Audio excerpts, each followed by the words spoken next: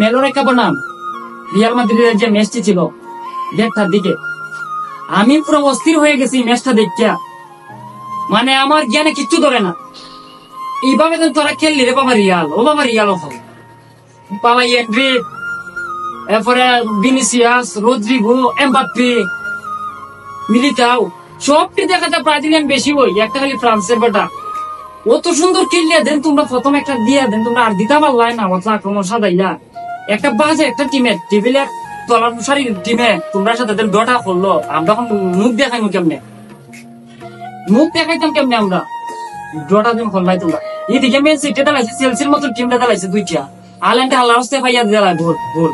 তোমরা ইটিও পারলাই না, সাইকেল নামাইলা না তোমরা, লামাই তোমরা এন্ডিংটা পুরা টাইম খেলাইলা না, গোল দিল না। ইটা খেললো তুই তো না, আমার অতলাটা খেত মাঝে ইনভেস্ট করতেছি আমি, অতলাটা খেত ইনভেস্ট করতেছি। যাই হোক, আগামী খেলা তোমরা জিতো, আমরা বারে বার লেগে সুযোগ দেও। আমরা এখন রাসেল ভাই বারের মতন আবার বসতে বিক্রি মুগা আগামী জিতলে এরপর বাড়াইবা। সবাই ধন্যবাদ।